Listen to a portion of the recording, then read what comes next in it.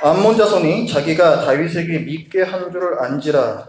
한온과 암몬 자손은 더불어 은 1000달란트를 아람 나하라임과 아람 마아가와 소바에 보내 병거와 마병을 상내되 곧 병거 32,000대와 마아가 왕과 그의 군대를 고용하였더니 그들이 와서 메드바 앞에 진침해 암몬 자손이 그 모든 성읍으로부터 모여와서 싸우려 한지라. 다윗이 듣고 요압과 용사의 온 무리를 보냈더니 암몬 자손은 나가서 성문 앞에 진을 치고 돌아온 여러 왕은 따로 들에 있더라. 요압이 앞 뒤에 친 적진을 보고 이스라엘에서 뽑은 자 중에서 또 뽑아 아람 사람을 대하여 진을 치고 그 남은 무리는 그의 아우 아비새의 수하에 맡겨 암몬 자손을 대하여 진을 치게 하고 이르되 만일 아람 사람이 나보다 강하면 네가 나를 돕고 만일 암몬 자손이 너보다 강하면 내가 너를 도우리라. 너는 힘을 내라. 우리가 우리 백성과 우리 하나님의 성읍들을 위하여 힘을 내자. 여호와께서 선히 여기시는 대로 행하시기를 원하노라 하고 요압과 그 추종자가 싸우려고 아람 사람 앞에 나아가니 그들이 그 앞에서 도망하고 암몬 자손은 아람 사람이 도망함을 보고 그들도 요압의 아우 아비새 앞에서 도망하여 성읍으로 들어간지라. 이에 요압이 예루살렘으로 돌아오니라. 아멘. 오늘 본문을 포함한 역대상 18장부터 20장까지는 다윗 왕이 이끄는 이스라엘이 다른 나라와의 전쟁에서 이기고 있는 기록을 하고 있습니다. 여기에 지금 이제 전쟁한 나라들을 보니까 블레셋, 모압, 에돔, 아멜렉 이런 나라들이 나오고 오늘 본문은 암몬하고 아람 연합군하고 전쟁을 하는 겁니다. 오늘 사건의 배경은 암몬이란 나라가 있었는데 그 암몬 왕이 죽었어요. 그래서 다윗 왕이 그 암몬 나라에 조문단을 보냅니다. 좋은 마음으로 이 일을 한 거죠. 근데 이 당시가 어떤 때였냐면은 이 다윗 왕이 이끄는 이스라엘이 다른 나라들을 막 격파하고 있을 때였어요. 그러다 보니까 암몬 입장에서 볼 때에는 다윗 왕이 조문단을 보낸다고 하는데 그게 잘 안 믿어지는 거예요. 우리나라를 염탐해서 나중에 전쟁을 벌이려고 첩자를 보내는 게 아니냐 이렇게 생각을 한 것입니다. 그래서 이런 오해와 의심 때문에 암몬은 다윗이 보낸 조문단을 모욕을 해서 돌려보냅니다. 큰 모욕을 줬어요. 그리고 이들은 이제 이스라엘이 화가 나서 쳐들어올 것이라 생각을 하고 전쟁을 준비합니다. 근데 자기네들 힘은 이스라엘에 비하니까 너무 약한 거예요. 그러니까 다른 나라하고 동맹을 맺어야겠다 해서 아람이라는 나라하고 동맹을 맺습니다. 동맹을 맺는데 그냥 맺는 것이 아니라 항상 공짜가 없잖아요. 돈을 줘요. 엄청난 돈을 줍니다. 요즘 시세로 따지자면은 거의 4천억 원에 달하는 엄청난 돈을 주고 많은 군대를 들여옵니다. 그리고 그 암몬과 아람 연합군이 예루살렘 성을 선제 공격을 해요. 예루살렘 성이 이쪽에 있으면은 아람은 이쪽에서 공격을 하는 거고 암몬은 이쪽에서 공격을 합니다. 그러니까 협공을 하는 거죠. 예루살렘 성을 사이에 두고 양쪽에서 공격을 해오니까 이스라엘의 장수였던 요압이 자기 동생하고 이 군대를 나눠요. 그래서 각각 이 쳐들어오는 그 나라를 막아냅니다. 그런데 이 전쟁이 아주 참 싱겁게 끝나버려요. 14절 말씀을 보면은 요압 무리가 아람하고 싸우려고 나아갔더니 이 아람의 군대가 그 앞에서 도망쳤다 했습니다. 자, 그 앞에서 도망쳤다 했으니까 싸우지도 않은 거죠. 그리고 또 15절을 보면은 이번에는 암몬. 이 암몬은 아람이 도망치는 것을 보고는 또 도망쳐요. 원래 암몬은 자기 힘으로는 못 이길 거다라고 생각을 처음부터 했었기 때문에 그 자기네들을 도와줄 거라 생각했던 아람이 도망치니까 얘네들도 그냥 도망쳐버린 겁니다. 그러니까 지금 보면은 아람하고 암몬하고 둘 다 제대로 싸우지도 않고 그냥 도망을 쳐요. 후에 이스라엘이 이제는 쳐들어갑니다. 그래서 아람하고 또 전쟁을 벌여요. 그래서 승리를 거둡니다. 그리고 암몬하고도 또 전쟁을 벌여서 또 이 암몬을 정복을 해요. 그게 이제 뒤에 이어지는 본문에 나옵니다. 여러분, 이스라엘이 이 전쟁에서 계속해서 이기고 있잖아요. 이것을 우리는 어떻게 봐야 될까요? 우리는 다윗 왕과 이스라엘의 편에 서 있기 때문에 와, 다윗이 또 이기네? 잘했다. 이렇게 박수를 치잖아요, 속으로. 그런데 뭐 아람이나 암몬이나 이런 나라들 입장에서 보면요, 정말 이 이스라엘은 전쟁을 즐기는 폭력적인 나라가 아니겠습니까? 하나님이 어떤 분이십니까? 하나님은 평화를 사랑하시는 샬롬의 하나님이시잖아요. 그런데 왜 하나님께서는 다윗 왕을 적극적으로 도우시면서 정말 그 적군들이 싸울 생각도 못하고 도망치게끔 하나님께서 역사하신 거거든요. 왜 하나님께서는 이렇게 다윗 왕을 적극적으로 도우시면서까지 계속 다른 나라들과 전쟁을 하게 하시는가? 왜 그렇게 이기게 하시는가? 지금 하나님께서 다윗을 통해서 뭘 하고 계시는 걸까요? 우리가 좀 문맥을 살펴보면 15장부터 언약궤가 예루살렘에 들어오는 말씀이 나옵니다. 언약궤가 예루살렘 성으로 들어와요. 그리고 그 하나님께서 다윗과 언약을 맺으십니다. 내가 이 나라를 견고히 세워주겠다. 그게 17장에 나오고, 그리고 나서 이제 그 싸움을 기록한 18장부터 20장까지 이 전쟁의 기록들이 나와요. 그리고 뒤로 쭉 가면은 솔로몬이 성전을 짓습니다. 그러니까 지금 이 역대기는 언약궤가 예루살렘에 들어오면서부터 솔로몬이 성전을 건축하는 사건을 기록을 하고 있는데, 언약궤가 예루살렘 안에 들어왔다는 건 뭐예요? 하나님께서 이스라엘 안에 들어오셔서 보좌에 앉으셨다, 이런 뜻이에요. 하나님께서 이 나라를 다스리시기 시작했다. 이걸 명시적으로 보여주시는 거예요. 그러니까 이것은 언약궤가 들어왔다는 것은 하나님께서 다스리시는 하나님 나라가 시작되었다. 이것을 의미합니다. 그 다음에 마지막에 가면은 이제 솔로몬이 성전을 짓잖아요. 솔로몬이 웅장하고 아름다운 모든 나라들이 멀리서도 볼 수 있는 성전을 건축을 합니다. 이것은 하나님 나라가 완성되었다라는, 모든 민족이 하나님의 영광을 볼 수 있게 되었다라는 하나님 나라의 완성, 이것을 상징하는 의미를 가져요. 그러니까 언약궤 입성부터 솔로몬이 성전을 짓는 것까지는 하나님께서 하나님의 나라를 지어가고 계시다, 이것을 얘기를 하고 있는 겁니다. 그리고 하나님께서 이 하나님 나라를 지어가시고 완성하시겠다라고 다윗에게 약속을 해주시는 게, 그게 다윗에게 주신 언약이에요. 17장 말씀을 잠깐 보겠습니다. 17장.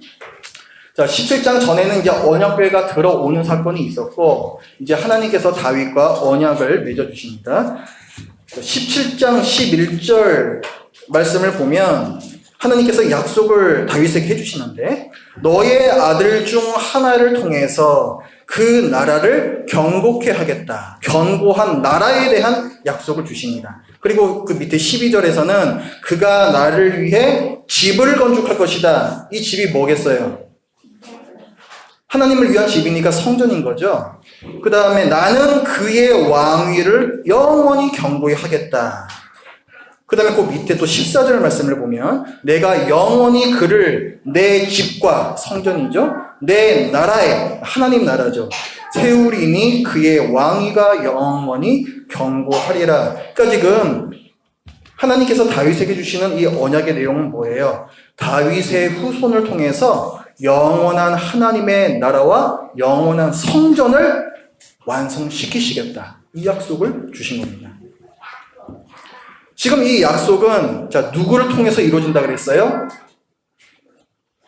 다윗을 통해서 다윗의 후손이란 말이 나왔잖아요. 17장 11절.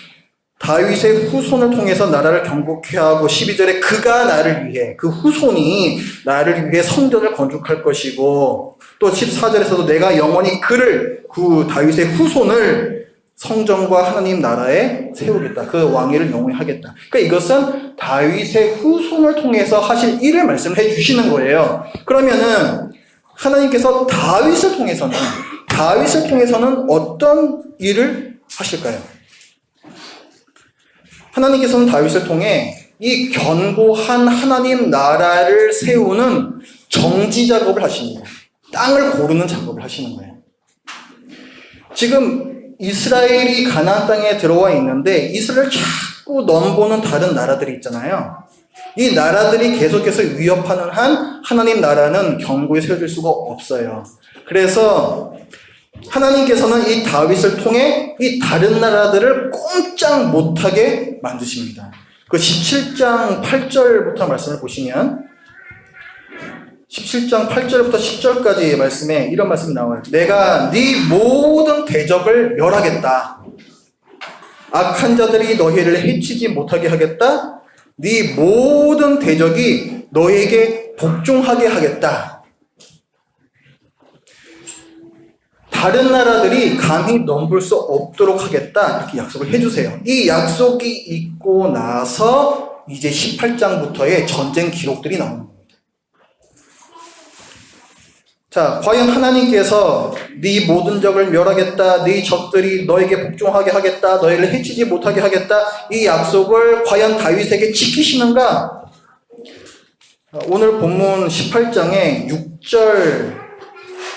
18장 6절 말씀을 같이 읽습니다. 시작. 다윗이 다메섹 아람에 수비대를 두매 아람 사람이 다윗의 종이 되어 조공을 바치니라. 다윗이 어디로 가든지 여호와께서 이기게 하시니라. 뭘 말하고 있어요? 아람이 다윗의 종이 되었다. 꼼짝 못하게 되었다. 그리고 다윗이 어디로 가든지 여호와께서 이기게 하셨다. 감히 넘볼 수 없도록 하셨다. 하나님께서 약속을 지키신 거죠. 자, 아람과의 전투에서 그 약속을 지키셨고, 또 그 밑에 13절 말씀을 보면, 자, 13절도 같이 읽습니다. 시작. 다윗이 에돔에 수비대를 두매 에돔 사람이 다 다윗의 종이 되니라. 다윗이 어디로 가든지 여호와께서 이기게 하셨더라. 이번에는 에돔과의 전쟁인데 이 말씀도 똑같아요. 에돔 사람이 다 다윗의 종이 되니라. 다윗이 어디로 가든지 여호와께서 이기게 하셨더라. 아까 6절하고 똑같은 말씀입니다. 성경이 지금 의도적으로 강조를 하고 있는 거예요. 왜 강조를 하고 있겠어요? 하나님께서 네 대적들이 너를 넘볼 수 없도록 하겠다라는 그 약속을 지키고 계시다라는 것을 보여주기 위함이에요. 그리고 오늘 본문 이제 19장을 보시면은 암몬 아람 연합군하고 싸우잖아요. 아람과 싸울 때에 암몬과 싸울 때 이들이 어떻게 되었는가? 14절에 보면은 아람이 도망갔다. 18절에 보면은 다윗이 크게 이겼다. 19절에서는 아람을 섬기던 소국들이 있어요. 여기는 하닷 에셀의 부하들이라고 나와 있는데 하닷 에셀이 아람 왕이고요. 이 부하들이라는 것은 오늘 본문과 이제 병행 본문이라고 하는데 사무엘 하에서도 똑같은 사건을 기록을 하고 있습니다. 거기에 보면은 이 아람 왕의 속국 왕이라고 나와요. 그러니까 이 신하들이라는 게 아람의 신하들이 아니라 아람을 섬기던 속국을 말하는 겁니다. 이 속국들이 모두 다 다윗을 섬겼다. 오늘 본문도 기록을 하고 그래서 이스라엘을 넘보지 못했다. 기록을 하죠. 하나님께서 약속을 지키신 거죠. 또 암몬은 어떻게 돼요? 15절을 보면은 얘네들도 도망가요. 그리고 20장 1절부터 3절 말씀을 보면 이스라엘이 그들을 격파했다. 그리고 다윗이 그들의 왕관을 빼앗아서 썼다. 그 백성, 암몬 백성을 종삼았다. 이렇게 기록을 하고 있습니다. 그러니까 모두 다 대동소이한 기록들이에요. 다른 나라들이 이스라엘에게 꼼짝 못하게 되는 그런 기록을 하고 있는 거죠. 하나님께서 다윗에게 해주셨던 그 언약을 지키고 계십니다. 즉 오늘 우리가 보고 있는 이 전쟁의 사건들은 하나님께서 하나님 나라를 세워 가시는 그 맥락에서 있는 겁니다. 하나님 나라가 세워지는데 왜 전쟁이 있어야 할까요? 하나님 나라는 공의롭고 정의로운 나라죠. 공의롭고 정의로운 나라는 뭐냐면은 그 어떤 사람도 불의한 자들에게, 악한 자들에게 억울한 일을 당하지 않는 그런 곳이 공의롭고 정의로운 사회예요. 그게 바로 공의로운 하나님 나라입니다. 그러니까 악에서부터 구원받은 나라가 공의로운 하나님 나라인 거예요. 그런데 하나님께서 당신의 백성을 악인들로부터 구원해내시려면, 결국 하나님 나라를 세운다는 것은 그의 백성을 악으로부터 구원해내는 것인데, 그 백성을 악에서부터 구원해내시려면 하나님께서 악인을 심판하시고 빼내오셔야 되는 거예요. 예를 들어서 여러분들이 잘 아시는 출애굽 사건 있잖아요. 이스라엘 백성이 누구의 압제를 받고 있었습니까? 애굽, 이집트, 거기서 노예 생활을 했잖아요. 부당한 생활을 했잖아요. 거기서 그 이스라엘 백성을 하나님께서 구원해 내실 때에 애굽을 심판하세요.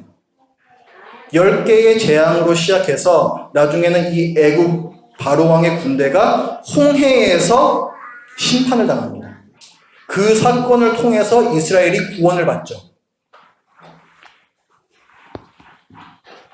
그러니까 이스라엘의 구원이라는 것은 악한 애굽을 심판함으로 가능해지는 일이에요. 마찬가지로 이 역대기도 지금 하나님께서 솔로몬 성전의 완성을 향해 가고 계시잖아요. 하나님 나라의 완성을 향해서 가고 계시단 말이에요. 하나님 나라의 완성이라는 것은 하나님 백성의 완전한 구원을 뜻하는 것인데, 이 구원이 가능하려면 하나님과 그의 백성들을 대적하고 있는 악인들을 심판하셔야만 되는 거예요. 즉 다윗 왕이 행하고 있는 이 전쟁은 악인에 대한 하나님의 심판 행위입니다.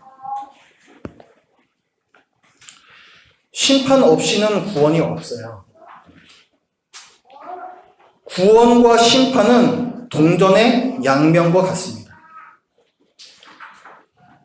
이사야 선지자는 이 동전의 양면과 같은 구원과 심판, 이 하나됨에 대해서 이렇게 얘기를 해요. 여호와의 은혜의 해와 구원이죠. 우리 하나님의 보복의 날을, 심판이죠. 선포하여 모든 슬픈 자를 위로하되.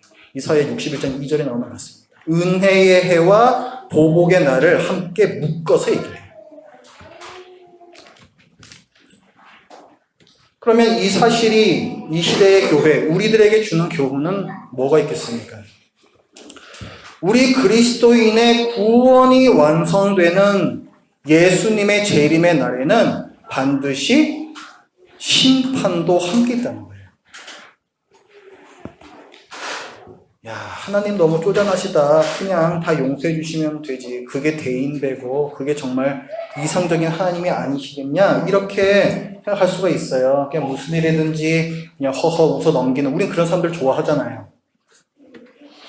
그런 분이 하나님답다라고 우리가 생각을 할 수는 있겠어요. 하지만 누가 내 물건을 훔쳐가도 허허 웃고 넘어가는 왕, 누가 내 사랑하는 가족을 해코지를 해도 그냥 허허 웃고 넘어가는 왕, 그런 왕이 다스리는 나라라면 그 왕은 매우 무능력한 왕이고 그곳은 천국이 아닌 지옥입니다.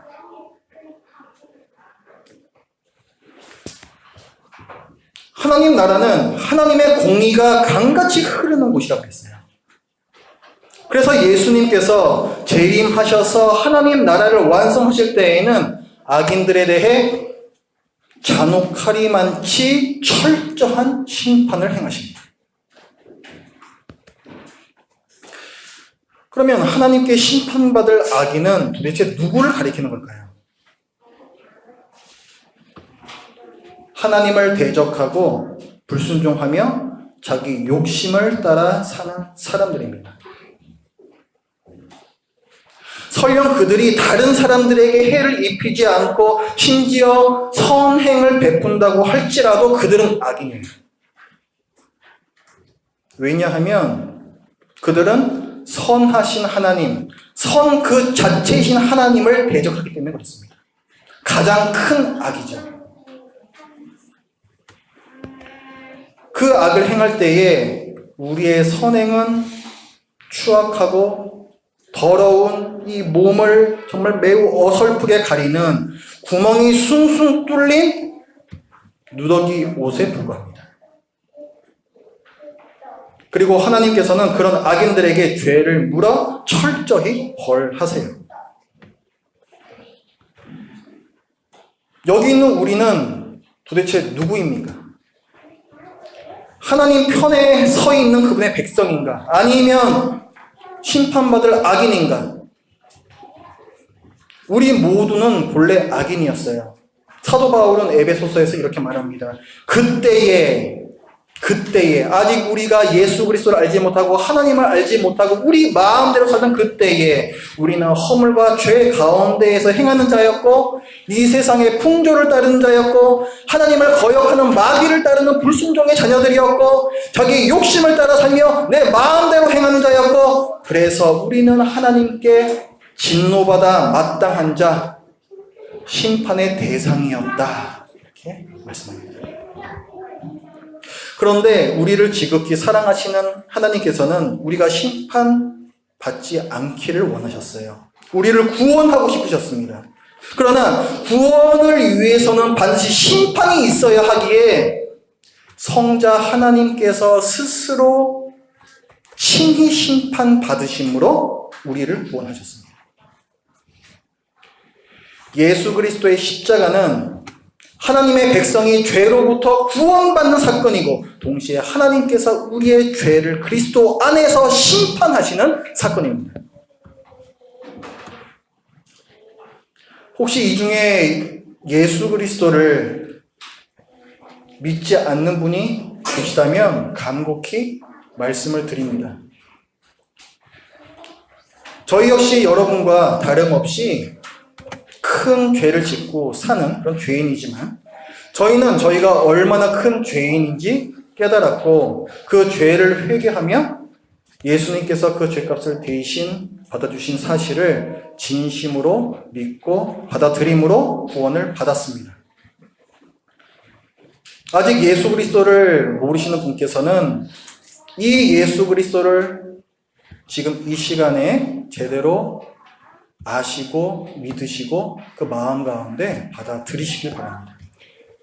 다행히도 아직 마지막 심판의 날이 이르진 않았어요. 지금은 여러분이 죄를 회개하고 예수님의 십자가 앞으로 나아오라고 하나님께서 기회를 주고 계시는 은혜의 때입니다. 이 은혜의 때는 영원히 계속되지 않아요. 우리 주님께서는 언제 오실지 그 아무도 알 수가 없습니다. 이 예배 중에도 오실 수가 있어요. 하나님께서 은혜를 베풀고 계신 이 때를 허투루 흘려보내지 마시고 하루속히 예수님께로 나오십시오.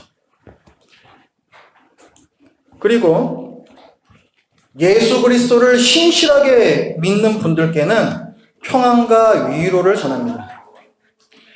지금 이 세상은 어찌 보면 다윗 시대랑도 비슷해요. 2000년 전에 우리 주님께서 이 땅에 입성하셨었지만 아직 하나님 나라는 완성되지 않았습니다. 예수님께서 이 땅에 다시 오실 때에 그 하나님 나라는 완성이 되지요. 아직 지금 이때는 하나님 나라가 완성되지 않은 그런 때입니다. 예루살렘 성에 언약궤가 들어왔으나 아직 솔로몬 성전이 지어지지 않은 그 시기와 비슷하다는 거죠. 그렇기 때문에 우리 성도들에게는 항상 전쟁이 있습니다. 마귀와 그의 자녀들이 하나님을 대적하고 또 하나님의 말씀을 따라 참으로 신실하게 살려고 하는 자들을 오해하고 조롱하고 또 공격을 합니다. 마치 오늘 이스라엘이 이 암몬에게 오해를 받아서 공격을 당했던 것처럼. 그렇게 세상의 조롱과 미움을 받아서 힘에 겪고 또 낙심이 되는 우리에게 우리 주님께서는 내가 다시 오리라 약속을 해주셨습니다. 요한계시록은 마지막 날에 다시 오실 예수님을 흰 말을 탄 왕이요 전사로서 묘사를 하고 있습니다. 그 머리에는 왕관을 쓰셨고 그 옷과 다리에는 만왕의 왕, 만주의 주라는 이름이 새겨져 있습니다.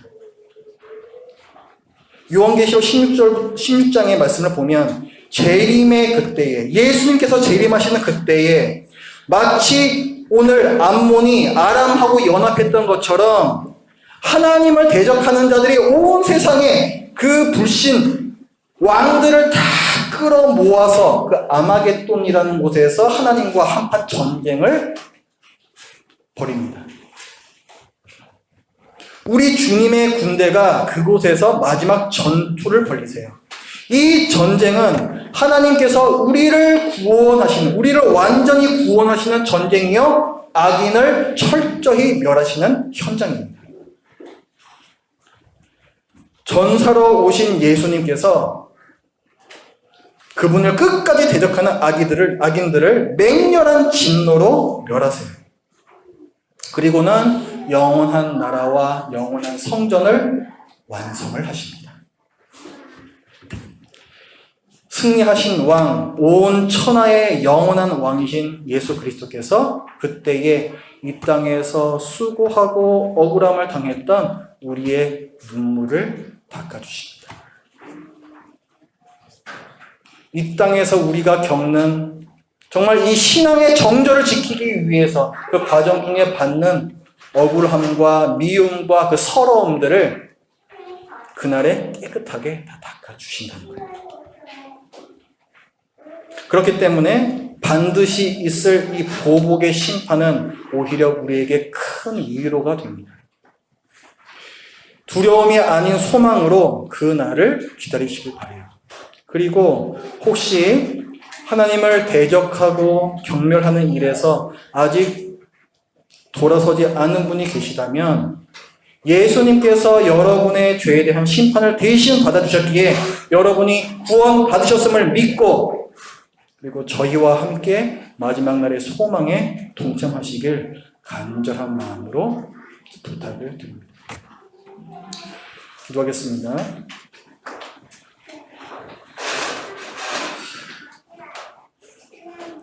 하나님 아버지, 하나님 나라를 세워가시고 또 구원하시며 또 심판하시는 그 하나님의 일을 저희들이 오늘 본문을 통해서 보았습니다. 저희들이 일견 보기에는 하나님께서 참 잔인한 분이신 것 같고 또 다윗은 전쟁을 좋아하는 왕인 것 같고 하지만 또 그래야 할 수밖에 없었던 큰 그 틀 안에서 또 하나님의 계획을 저희들이 보았습니다. 하나님 아버지, 지금 이 시대에도 또 이 세상과 전쟁을 벌여야 하는 저희들 신실한 이 믿음을 지키기 위해서 세상 사람들로부터 알면서도 오해를 받아야 하는 또 이 가운데 있는 또 모든 성도들 가운데 주님께서 마지막에 오실 그 주님을 바라보며 그 가운데 또 위로를 주시고 또 평안을 허락하여 주시옵소서.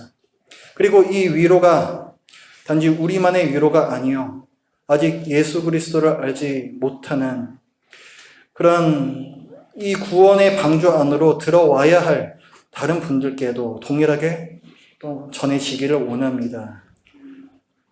혹시 이 자리에서 아직 예수 그리스도를 제대로 알지 못했거나 또한 예수 그리스도를 알지만 제대로 받아들이지 못했던 그런 분들이 계셨다면 지금 이 시간에 예수 그리스도께서 나를 위하여 해주신 일 그리고 마지막 날에 또 내게 주실 그 복을 또 기억하면서 예수님을 나의 주인으로 모시는 역사가 있도록 하여 주시옵소서. 예수님의 이름으로 기도드립니다. 아멘.